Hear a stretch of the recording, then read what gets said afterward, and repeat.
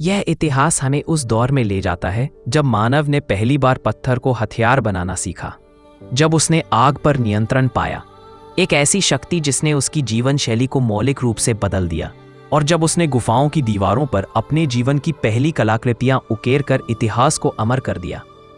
और प्रागैतिहासिक काल वह समय है जिसके लिए हमारे पास लिखित अभिलेखों का कोई प्रमाण नहीं है।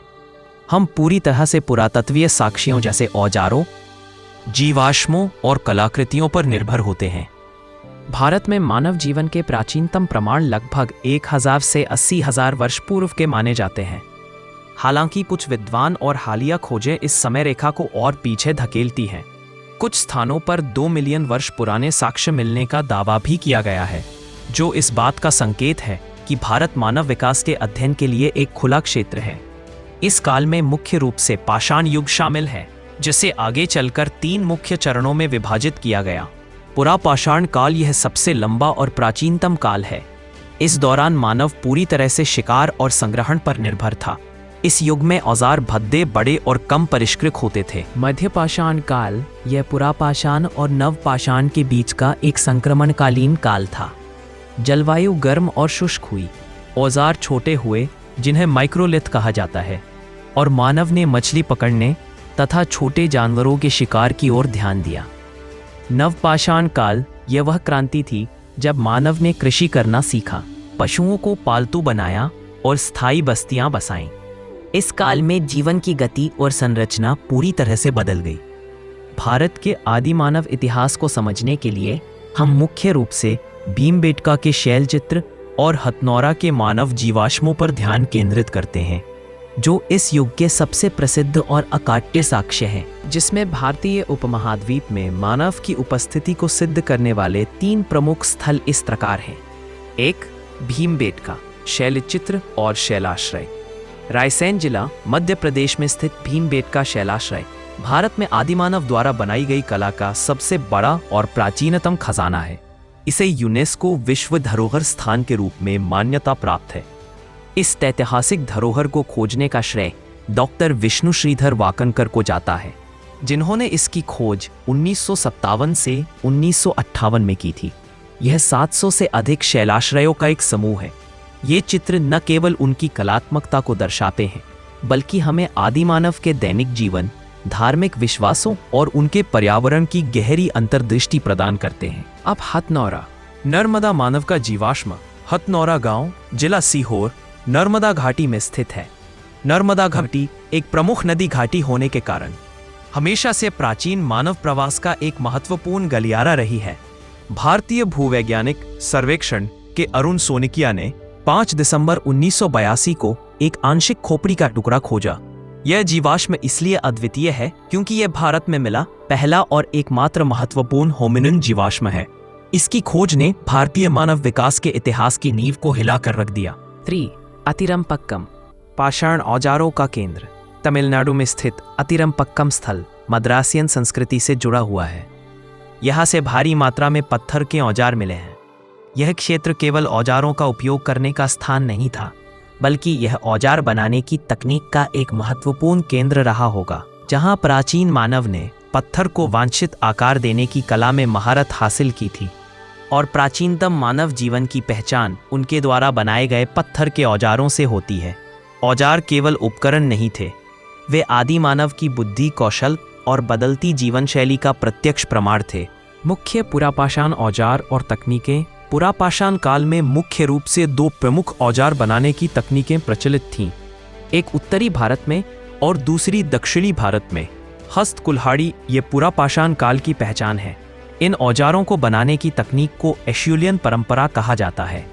ये सबसे आम और बहुमुखी औजार थे, जिनका उपयोग खुदाई, कटाई और रक्षा के लिए प्राथमिक हथियार के रूप में होता था। विदारेनी इनका उपयोग वस्तुओं को फाड़ने और काटने के लिए किया जाता था, जो बड़े शिकार के मांस के प्रसंस्करण में महत्वपूर्ण थे। खुरचनी इन औजारों का उपयोग जानवरों की खालों से मांस और वसा हटाने के लिए किया जाता था, जो उन्हें कपड़ों या आश्रय बनाने योग्य बनाता था। इन औजारों को बनाने में क्वार्टजाइट जैसे कठोर पत्थरों का उपयोग होता था। आदिमानव एक बड़े पत्थर से दूसरे पत्थर को मारकर औजारों को आकार देते थे। शिकारी और संग्राहक जीवन शैली का विस्तृत रूप ये प्रारंभिक मानव शिकारी और संग्राहक हुआ करते थे। उनकी पूरी दिनचर्या और सामाजिक संरचना भोजन की खोज पर केंद्रित थी। शिकार की रणनीति। वे अकेले शिकार नहीं करते थे। बड़े जानवरों जैसे भैंस या हिरण के शिकार के लिए सामूहिक रणनीति का उपयोग किया जाता था। इससे न केवल भोजन मिलता था, बल्कि खाल, हड्डियां और औजार बनाने के लिए सामग्री भी प्राप्त होती थी। संग्रहण। वे स्थानीय पर्यावरण के गहन जानकार थे। उन्हें पता था कि किस मौसम में कौन से फल, जड़ें, कंदमूल और अन्य खाद्य सामग्री कहाँ उपलब्ध होगी। खानाबदोश जीवन। उनका जीवन खानाबदोश था। वे एक स्थान पर तब तक रहते थे जब तक कि वहाँ के संसाधन समाप्त नहीं हो जाते थे और फिर नए जल स्रोतों और शिकार क्षेत्रों की ओर सामूहिक प्रवास करते थे। यह जीवन प्रकृति के साथ पूर्ण तालमेल पर आधारित था और नर्मदा मानव की खोज मानव विकास और प्रवास के वैश्विक मानचित्र में भारत की स्थिति को अत्यंत महत्वपूर्ण बनाती है। वैज्ञानिक वर्गीकरण और महत्व का विस्तार। दिसंबर 5, 1982 को मिली खोपड़ी का यह टुकड़ा वैज्ञानिक रूप से मुख्य रूप से होमो इरेक्टस के रूप में वर्गीकृत किया गया है। होमो इरेक्टस की विशेषताएं। होमो इरेक्टस वह प्रजाति थी जो 2 पैरों पर सीधे चलती थी, जिसके मस्तिष्क का आकार पिछले होमिनिन से बड़ा था, और सबसे महत्वपूर्ण बात, वह आग पर नियंत्रण करना जानती थी। आग पर नियंत्रण ने उन्हें ठंड से बचाया, रात में सुरक्षा दी और भोजन को पकाकर खाने योग्य बनाया, जिससे उनके मस्तिष्क के विकास को बढ़ावा मिला। वैकल्पिक नाम। कुछ वैज्ञानिक इसे होमो हाइडेलबर्गेंसिस के करीब मानते हैं। हाइडेलबर्गेंसिस को यूरोप और अफ्रीका में पाए जाने वाले आधुनिक मानव और निएंडरथाल के सीधे पूर्वज के रूप में देखा जाता है। यह वर्गीकरण नर्मदा मानव को भारतीय उपमहाद्वीप में मानव विकास की एक अग्रणी कड़ी बनाता है। काल निर्धारण और पुरापाषाण संदर्भ। यह जीवाश्म 5 से 6 लाख वर्ष तक पुराना हो सकता है, जो इसे मध्य पुरापाषाण काल से जोड़ता है। आउट ऑफ अफ्रीका सिद्धांत में भारत का योगदान।